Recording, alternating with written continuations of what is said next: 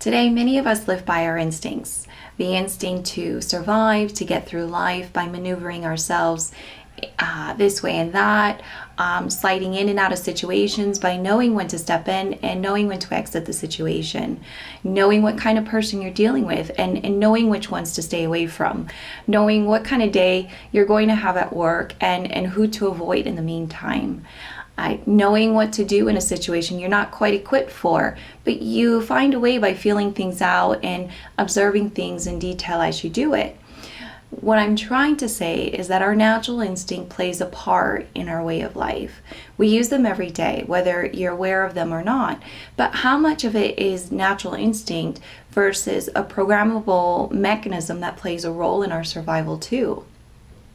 Well, for many of you who are new to this channel, you perhaps wonder why I talk about instincts. In some cultures, they see instinct as a mechanical tool that's embedded in our brain. But I see them as a metaphysical tool too that helps us survive and make it through life. Without them, we seem to get ourselves into a lot of trouble. Think of the term street smart, who we would describe or call someone who knows their way around urban cities. This means that you know what's up. You know if someone is trying to con you, you know where not to go, and you know how to talk to all kinds of people from all walks of life. You know how not to get robbed by someone. You just know. And if you're savvy enough, you know how to do well financially based on the knowledge that you received during your time, in the streets. Now, if you're consciously unaware of the goings on in the street, well, you're not going to have a good experience. Some places can be a little rougher than others. You just, may not know. You may not have the instinct to know where not to go or who to go to for this or that information and so on. And there's nothing wrong with that, but it just means that you got to be more careful is all. But our instinct tells us where to go, who to speak to, and what movements or actions to make. So it doesn't hurt to, sharpen our instincts. Therefore, we believe this implies that our instincts would fit in the field of the metaphysical. So perhaps your question now is, what is it exactly? Well, I'll get into that in just a moment. First of all, I'd like to thank you for being here and taking your time, taking the time to stop by our little community of metaphysical junkies. We're, basically out and about discovering on our own what different varieties of metaphysical skills that we have in our modern day time. And I say that because I feel that the added technology in our lifespan alone made a change to our idea of the metaphysical concept. Technology at times can be quite invasive and move us away from what's really natural to us. So metaphysically, it has in a way impaired us on that level too. We rely on technology so much that it has moved us away from our use of critical thinking, physical movement, emotional and spiritual growth, and so on. So it's important to maintain a balance in our life to achieve some form of happiness. Peace comes in all forms, I believe, and that could be from sitting in front of a big, beautiful view of the sea or next to a river, reading a book you enjoy, or having a cup of tea with a friend, a good friend. But happiness seems to be achieved by maintaining a good balance, I feel. But anyway, having a good balance seems to mean placing less reliance on technological devices. How many of us can envision ourselves being in the middle of a beautiful nowhere, like in some national park somewhere, and being detached from our phones with alerts and emails and so on from work, Facebook, Instagram, Twitter, etc. It's like taking a deep, fresh air for the first time because you're no longer restrained or controlled in some cases by it. Well, if your phone is making you feel that way, then we have an imbalance somewhere.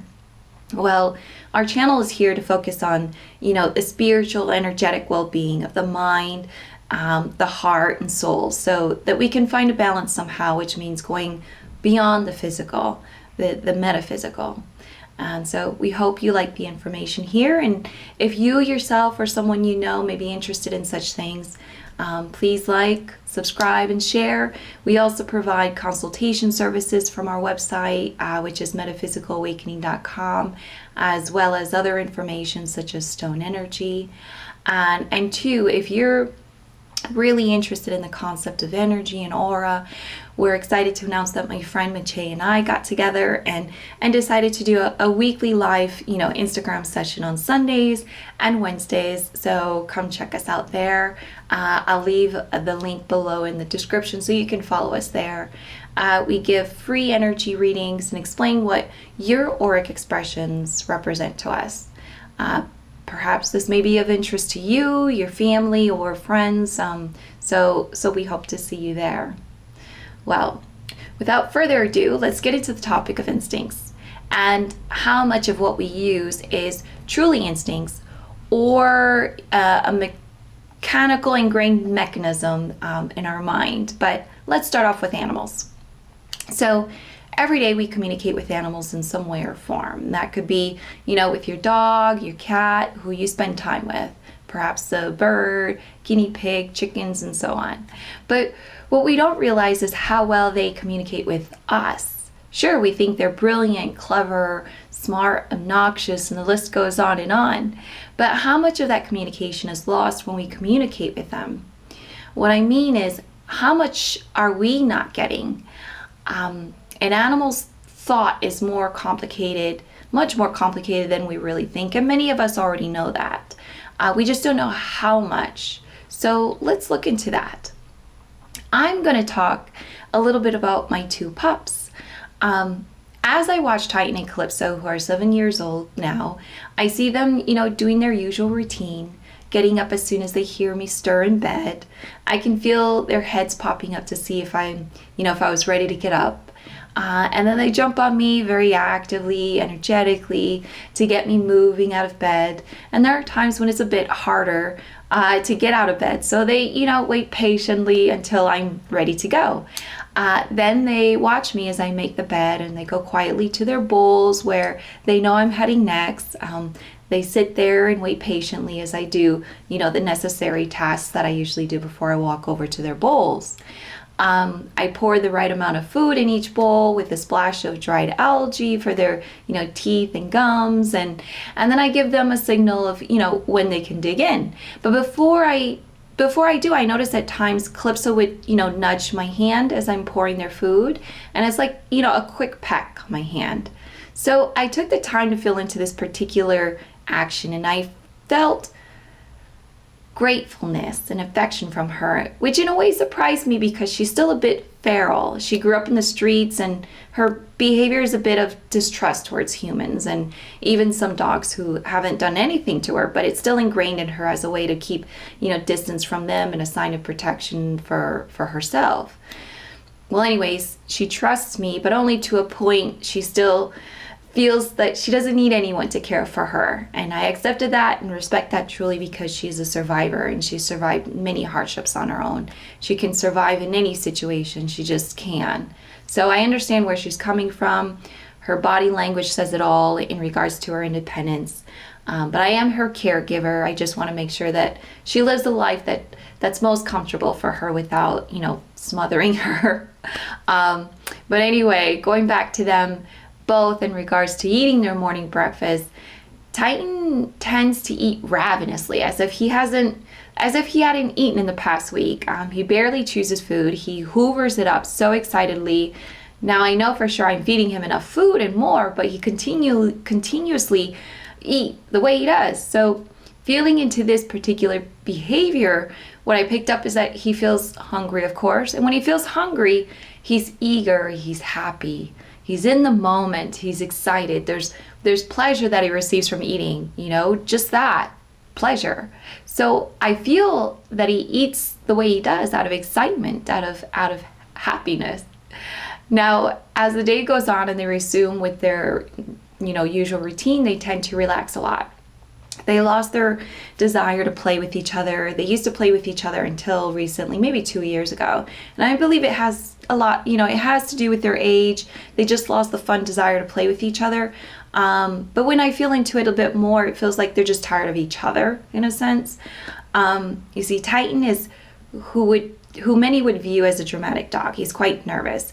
Even when you're too close to him, for his taste, he'll scream to let you know. He doesn't like to be brushed or groomed in any way.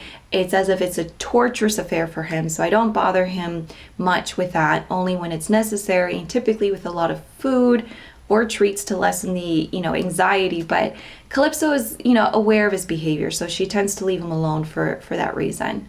And when I feel into Titan, I sense in some way that he's a worrywart. He worries too much. He builds up his anxiety in such a way that it explodes into anger, or he starts shaking, or he'll just simply lose his mind. So for the most part, I usually try to take as much attention as I can by taking advantage of his sense of smell, which is a powerful distraction and works every time with him. And the same goes for Calypso. She seems to be easily distracted by food. And it's quite difficult to get her mind off food at times, especially when we're out for a walk. It's as if the world around them that envelops them suddenly disappears from their frame of reference, and they're only focused on the food that they smell inches or feet away from them. Now, in regards to routine, they love their routine. They love knowing they have a routine. They love not having to do anything different, even though it may be good for them. They love it when they could just lay around the house and relax.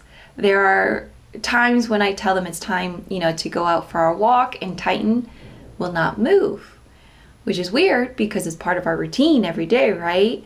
So you think that he would be cool with it, but there are many days during a specific time of year in which he prefers to stay home, and that is winter. He doesn't like the cold. He prefers the warmth, and in fact, he lays on the floor or on his mat, just sunbathing every day. He prefers to do that. Even when it's not sunny, he will lay on his mat. He just loves the warmth, so he doesn't like to go on those walks when it's cold. And when we do, he always cuts it short by taking us off the route, and he really just doesn't appreciate the cold. You could feel it in his mannerism, and his behavior changes, and his mood changes. As for Calypso, she's always down for a walk. She's the first to be by the door to go for a walk, so she never complains. She's never intentionally angry at me. Titanness. You could feel his anger and all kinds of emotions from him. When he's angry, he's angry. When he's sad. Calypso is reserved and nothing really bothers her. Only when I have to, groom her. She doesn't like it and will probably never like it, which, I'm okay with that. Anyway, she touched her nose to mine the other day, and I felt that as a form of communication to let me know that she trusts me and knows in some way that I protect her. And I feel that because she's made a gesture of affection and knows that I would never intentionally harm her. On the other hand, as for her distaste for what I have to do from time to time to keep up with her hygiene, she'll forever be unaccustomed to it. Now, both of them are domesticated to a certain level. Therefore, I feel as if their, wolf warrior skills are no longer sharp, but they do have sensors that are continually in use when it comes to their natural defenses in regards to protecting themselves from other animals that may come at them aggressively, which are, few and far between because of where we live. As for food, they sense food, by their sense of smell, of course, but what I find is funny is that they readily accept food from individual strangers that they never met.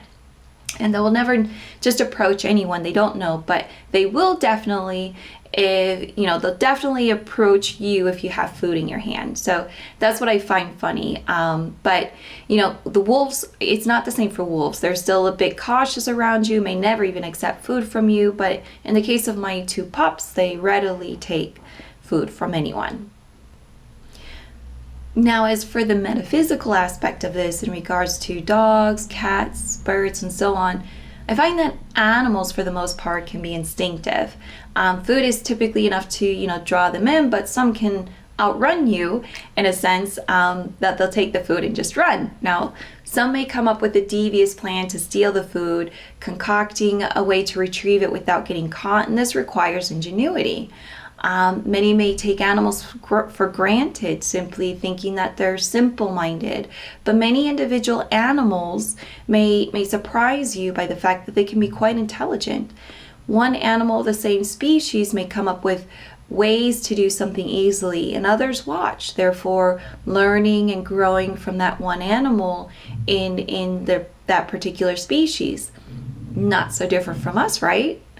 Well, anyway, a simple-minded animal may be the most intelligent animal within that species because they observe something from you, such as taking out the trash every day, and boom, they decided to remove some sticks from their nest that no longer suits them for whatever reason. Perhaps the sticks are causing unsteadiness for the nest or sticking into their backside, who knows? But they pick up things simply by looking at us, observing us. And I noticed that with birds. There are many videos of individuals having formed some kind of relationship with birds. And along the way, the birds are picking up social cues from them, such as knowing when to fly here or there, knowing when to come home for dinner, and so on. Birds learn and imitate us. Dogs too. And they know, for example, when it's dinner time by paying attention to the light outside. They can sense when it's around time to eat.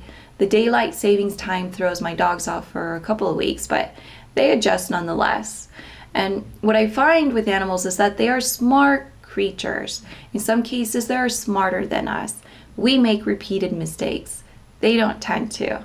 We are highly emotional beings. They tend to be more objective when it comes to survival.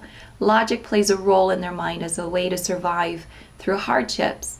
Some find them ruthless at times, but I find that it's more like to eat or to be eaten sort of mentality among wild animals. Their instinct is to survive. Metaphysically, and what I mean by that is when I feel into individual animals using my heart energy frequencies and my mind, I find them to be spiritually gifted in a way. And what I mean by that is that their senses go well beyond what our senses can do. Yes, they may not be able to predict a winning lottery ticket number, but they can sure predict where a natural disaster will take place. Have you noticed how not one bird is around when a tornado is about to hit, or how all species of animals leave an area when there's about to be a hurricane? They know, they sense it, and not even a meteorologist can get it 100% correctly using the satellites that are available to them.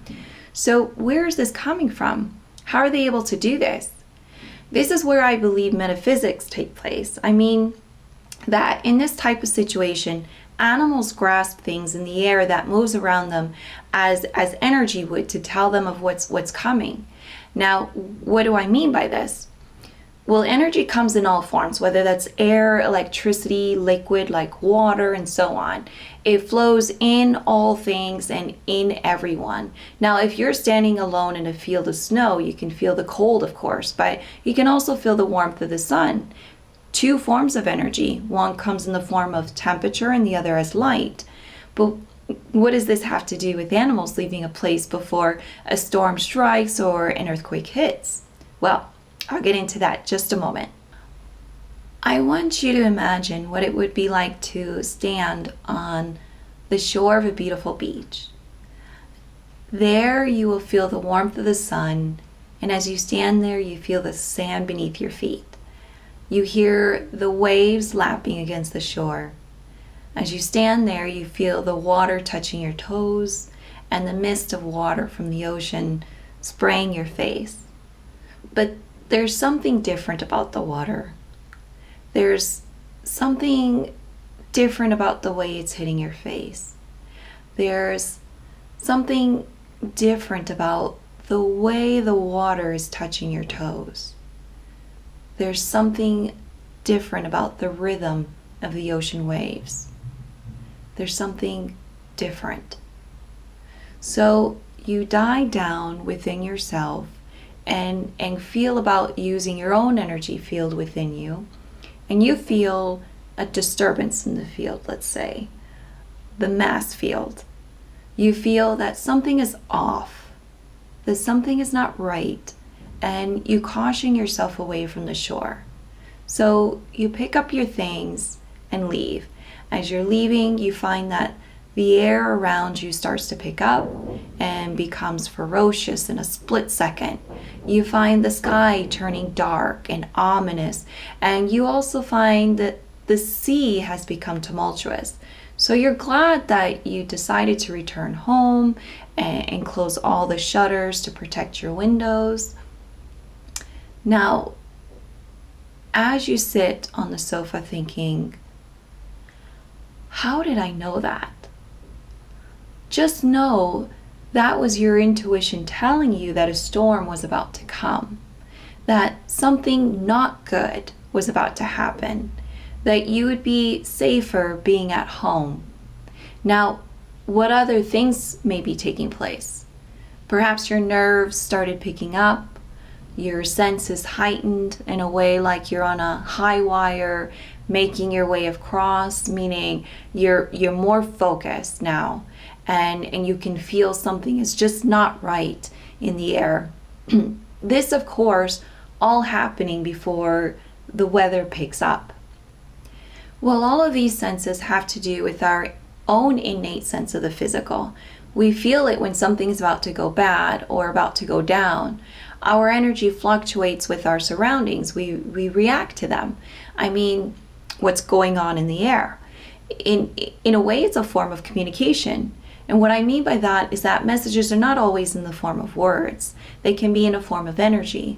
So if you feel or sense something wrong, you are reacting to what's going on around you. You're reacting to what's coming. So you pick up the signal and you take off. It's probably not good for you to be there. Now, in regards to animals, they have a hyperactive sense of these things. It's like on a hyper level. They know it because they're not desensitized to it. And what I mean is that we have lost our sensitivity to feeling energy in many ways, many forms. We've truly lost it by being distracted, and also by the fact that it's no longer considered to be important in our society. It's just a niche, let's just say, where there are certain individuals who are sensitive to it, but it's just random, not specific, not defined, nor concrete in any matter. Animals are, just drawn to this. They are drawn to it for their own survival. Remember, they have a strong survival instinct, and one of the many ways to survive is being hypersensitive to the energy that surrounds them. That moves through them to tell them which way to go, which way to migrate, which way to die even. There are species that spend more time with their own species as they know that they are near their end. So when you hear someone telling another, oh, they're just animals, amaze them with what you know about animals and how they're truly amazing and wonderful beings that we're fortunate to inhabit this planet with. Without them, men would not have been able to survive as well as they did without many of these species getting them from one place to another, protecting them, feeding them even, and so on. So respect must be given to animals in all regards, and our connection to them is paramount. Why? Well, animals have been here since the beginning, and they'll be here till the end. No other species have been able to survive this long on this planet as well as animals have. Well, thank you so much for watching, and I hope this video inspires you to pay better attention to animals of all species, at least learn a little more about them and understand why each of them is important. We're all important, big and small, and we all have something to learn about each other. Let's continue learning, growing, and appreciating. So much love to you all, and I hope you all have a beautiful, wonderful day. Be kind to yourself as well as others, including animals, and take care. Bye.